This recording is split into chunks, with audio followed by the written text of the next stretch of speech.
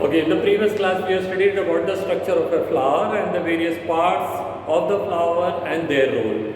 Today we are going to start with the next topic, that is the pollination. Pollination can be defined as the transfer of pollen grain from anther to the stigma. We have studied that the gametes are the cells which are taking part in reproduction, and the male gametes are inside the anther and the female gametes are inside the stigma, that is ovary, inside the ovary. Now both the male and the female gametes are immotile, they cannot move their own. They do not have any structure to move themselves. Rather we can say even the plant also cannot move from one plant to another plant. So suppose there is a male plant somewhere and there is a female plant somewhere. The male plant cannot go up to the female flower, or female plant cannot come up to the male plant. So then how this thing will be performed? How the male gametes will reach from the anther to the female gamete inside the stigma, or inside the ovary rather, to be precise. So this is done with the help of some agents. This requires some agents.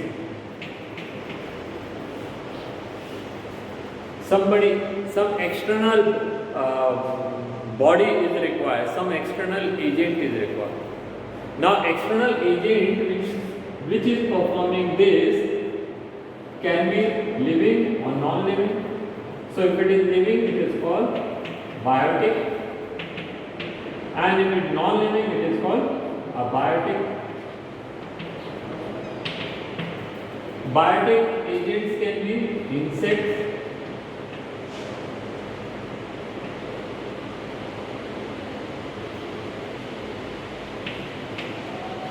birds, animals, bats, etc.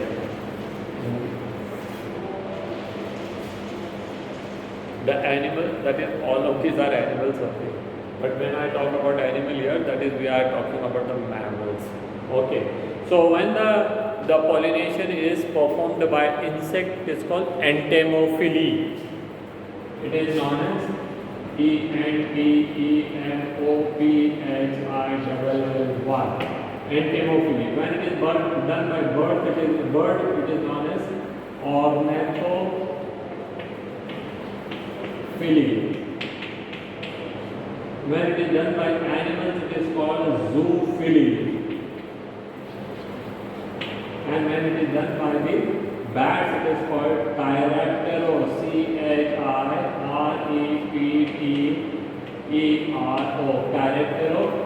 Chiropterophily. And abiotic agents can be either air or wind or water. So when it is air, it is called anemophily, anemophily, anemophily. And when it is water, it is called hydrophily. So depending on the agents, whether they are living or they are non-living, if they are living, it is called biotic agents. If they are non-living, it is called abiotic agent. Abiotic agents can be only of two types, either wind or water. When it is wind, it is called anemophily, and when it is water used for the pollination, it is called hydrophily. When the biotic factors, there are different type of factors can be included, like insects, most commonly the bees and the butterflies and the wasp and the many other type of insects are there which are performing this function of pollination, and they all are the part of entomophily. The pollination by the help of insect is known as entomophily. and we can say that more than 70% of the total pollination which we see around us is performed only by insects. May it be bees, may it be butterfly, may it be wasp, may it be bumblebee, may it be some other type of aquatic insects. Okay. Many of flower is there in which the specially adapted beaks of the birds are there which help in the formation of pollination. So pollination performed by the bird is known as ornithophily. Then pollination performed by some of the animals, reptiles, especially garden lizard is there, and then the squirrels are there, and the moles are there, and the other moths, other organisms are there. They are performing. Then it is called animal, that is a zoophil. And the bat is also performing pollination, that is called chiropterophil. Okay, so this is all about the pollens are transferred. Now, whenever pollens are transferred, no one is sure that which pollen has to reach into which plant. So the animals or the biotic agents or avoiding agent, they are not worried that the pollens of neem is gone to the mango, or mango's pollen is reached to the pomegranate, or pomegranate's pollen is reached to the guava, or guava's pollens are reached into the grapes, or grape pollen are reached into some other plants. Because these insects are there which when large number of plants are there, they are simply moving from one plant to another plant to another plant to another plant, and invariably they are helping in the transfer of the pollen grain from anther to stigma. So anther to stigma they are reaching, no doubt, but that is not the right type of pollen. So such a pollination can be of no use. So now we will say that the types of pollination.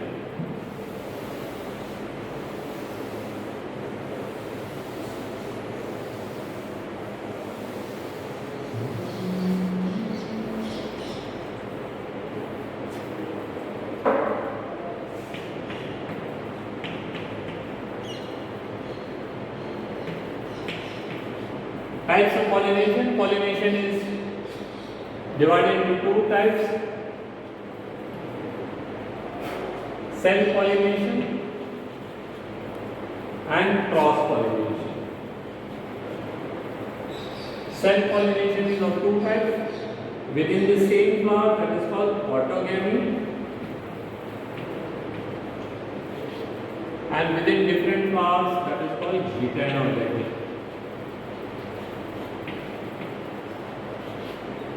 And cross-pollination is between different flowers of different plants. Okay, so self-pollination can take place only those plants in which the male and female both organs are there, that is bisexual. And there are more probability of the pollen from that plant can fall into the stigma of that plant. A lot of probability is there.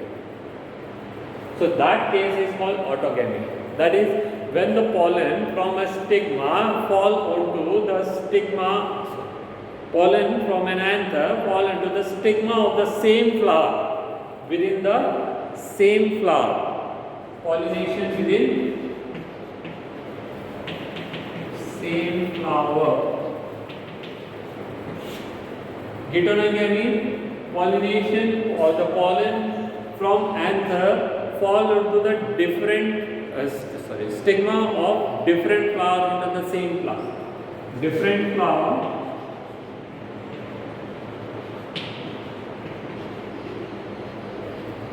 but of same plant.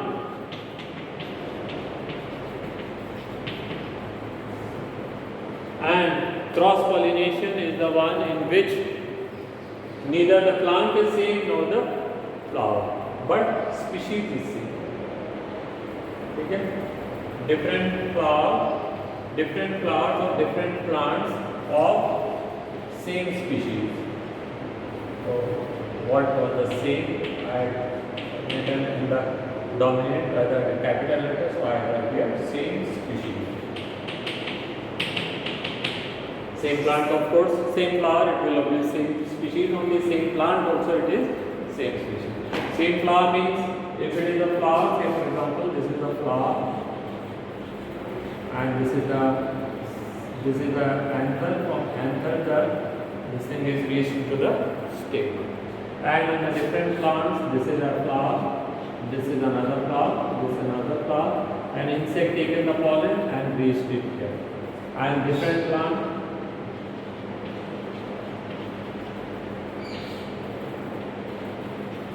in a field there are so many mustard plants, the pollen from here is taken into the stigma of another plant, but of same plant, that is mustard plant. Then it is called, that is cross pollination. Okay, so this is all about the types of pollination and the agents of pollination. Okay, and need of pollination and what is meant by pollination. Now, the pollen is reached up to the stigma. What will happen next? Let us see.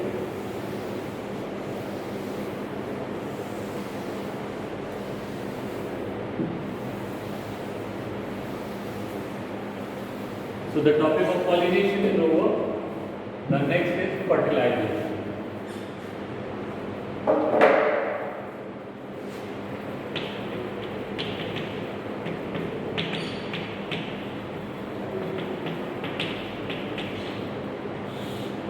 Fertilization.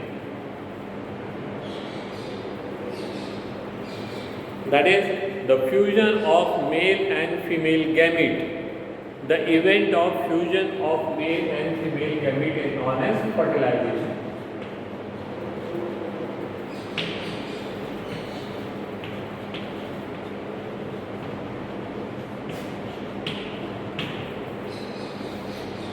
Okay, let us consider what happens here. Remember this diagram which we have made in the previous class. I am making little big so that it will be clearly understood. Because I am watching from the side. I am not so perfect artist that I can stand right in the front and draw. And here we have got three cells known as antipodal cells, which are of no use, no role they have to play. This is a polar cell having two polar nuclei, and here it is the egg cell, and here it is the synergids. Now it has number of pollen grains,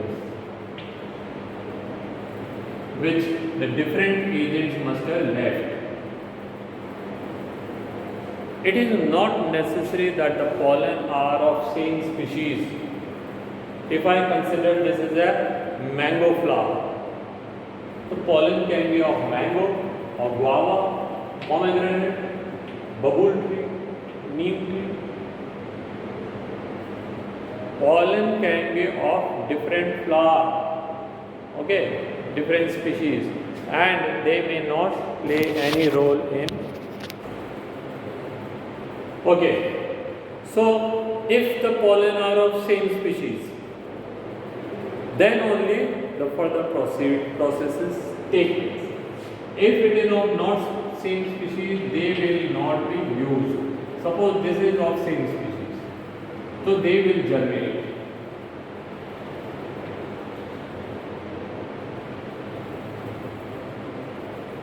And they germinate to give rise a pollen tube.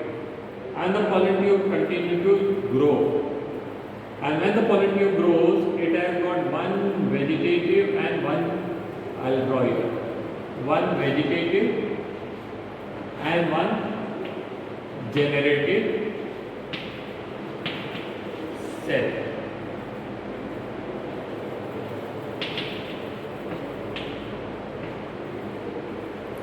Soon, what we find that vegetative cell degenerate and the cell, generative cells divides into two. So, two male gametes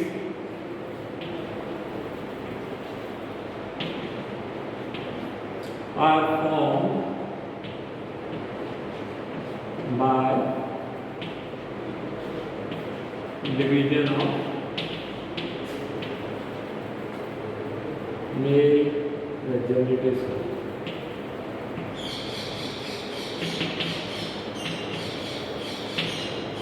While vegetative cell degenerates.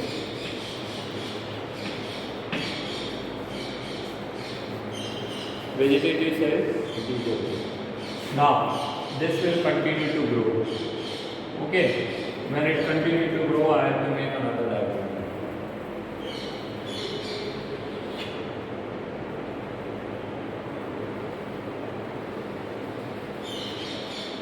Now this polytube, the polytube is reached.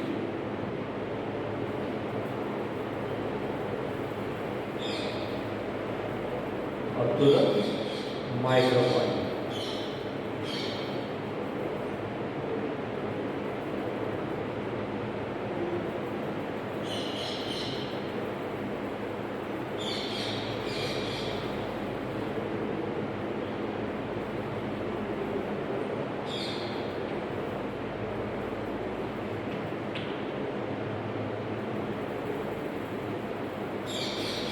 So polytube is reached till here to the micropolyp end, and I make the two male gametes here.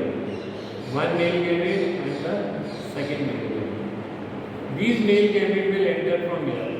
One will go and fuse with egg through this way only, not from here. That is just for the sake of understanding only.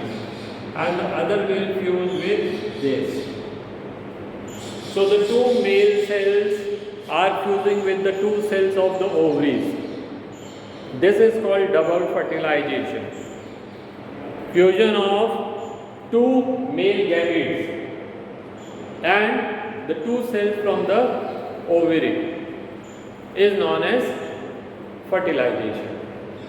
At this kind of fertilization, since the two cells are fertilizing or fusing, it is called double fertilization.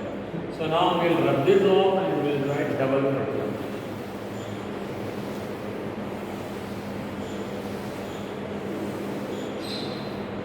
Okay, double fertilization.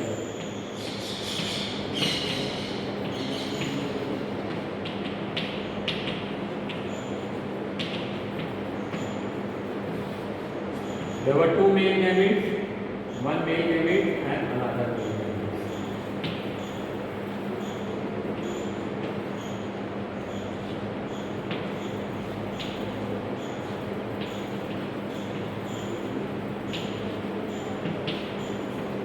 Plus egg cell,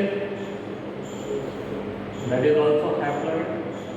This is end and this is also end. So when they fuse together, they form zygote, which is 2N. One male gamete and one egg cell fuse together to give a diploid zygote. Another male gamete fuses with polar cell. A polar cell has got two haploid cells, two haploid nuclei, and when they fuse together, they form a 3N endosperm.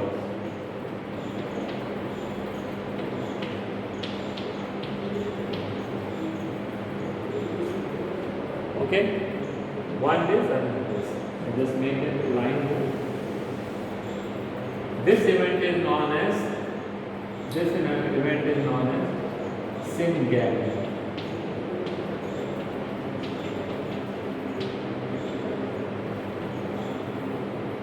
And this event is known as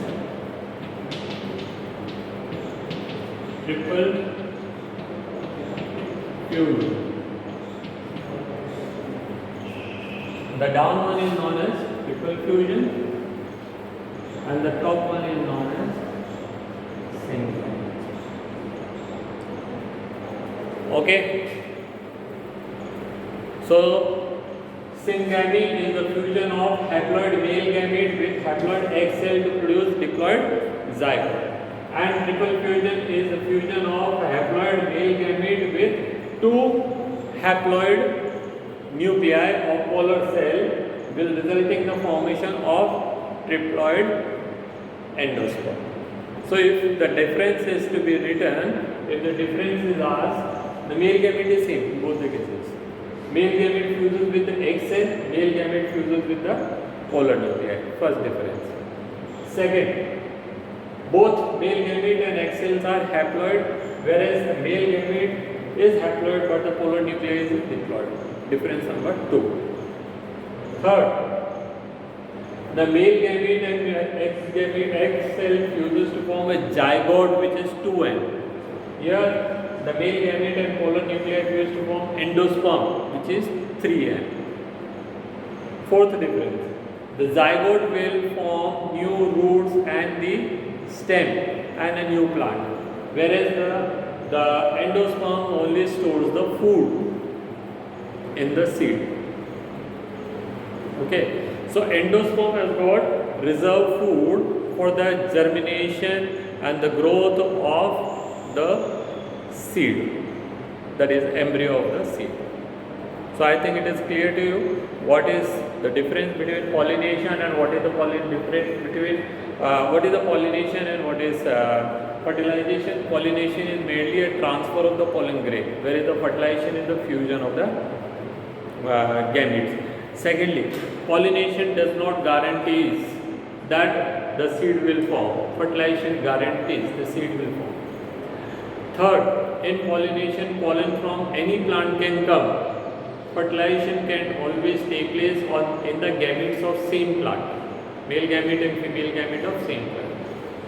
Fourth, pollination does not form seed and no chance of any new plant, whereas fertilization forms seed and even store food, and that is why it may form the new plant. So this is what the fertilization and pollination and their differences and the type of pollination, fertilization and all. Now the last topic of today, that is what will happen after the fertilization of a flower. That is, this also will rub out and will write the fate of the various floral parts. Fate of various floral parts.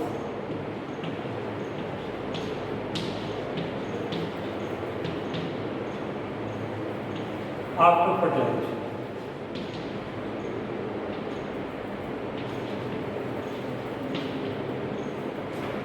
What will happen to the sepals? Wither off or falls off. Except in some cases they still remain but of no use. Petals will also fall. Anther or endoecium, sepals, stamen falls. Stigma degenerates.